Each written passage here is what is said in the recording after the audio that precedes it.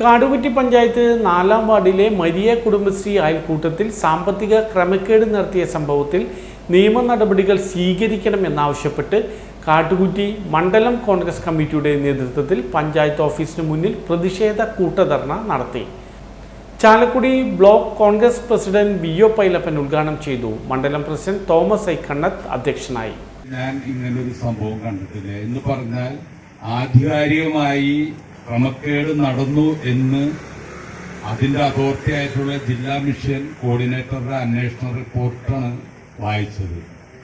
എന്ന് പറഞ്ഞാൽ ഇതൊരു ആരോപണമല്ല, ഒരു വസ്തുതയാണെന്നാണ് ഇതിൽ നിന്ന് നമുക്ക് മനസ്സിലാക്കാൻ കഴിയുന്നത്. നമുക്കറിയാം, CDS എന്ന് പറഞ്ഞാൽ ബഹുമാനപ്പെട്ട മണ്ഡലം പ്രസിഡന്റ് പറഞ്ഞ പോലെ ഏറ്റവും പാവപ്പെട്ടവരിൽ പാവപ്പെട്ടവരായ കുടുംബിനികൾക്ക് ഒരു അത്താണിയായി, ഒരു കൈത്താങ്ങായി പ്രവർത്തിക്കുന്ന ഒരു വലിയ മഹത്തായ പ്രസ്ഥാനമാണ് കുടുംബശ്രീ.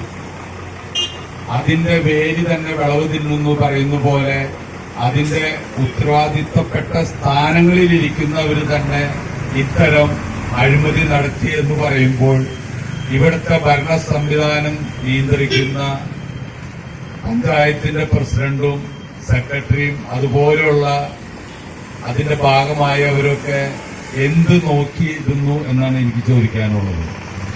ഒന്നിനെ അവരിതിനൊക്കെ കൂട്ടുനിൽക്കണം, അല്ലെങ്കിൽ അതില് കൂട്ടിനോടൊപ്പം അവർക്കും പങ്കുണ്ടാവണം.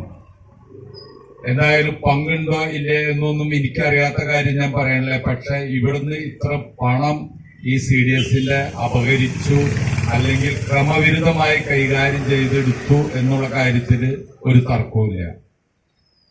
നമുക്കറിയാം, ജനപ്രതിനിധിയായാലും പൊതുപ്രവർത്തകരായാലും പ്രത്യേകിച്ച് CDSന്റെ പ്രവർത്തകരൊക്കെ ആയാലും സാധാരണക്കാരുടെ വിഷയങ്ങളിലും നാടിന്റെ വിഷയങ്ങളിലൊക്കെ ഇടപെട്ട് പ്രവർത്തിക്കേണ്ട, അത്തരം കാര്യങ്ങളിൽ കൃത്യത പാലിക്കേണ്ട ആളുകളുമാണ്. അതുകൊണ്ട് തന്നെ അതിന്റെ നേതൃത്വം വഹിക്കുന്നവരും ഒരു സത്യസന്ധതയോടുകൂടി പെരുമാറേണ്ട ആളുകൾ ആവണം എന്നുള്ളതാണ് ഒരു ശരി.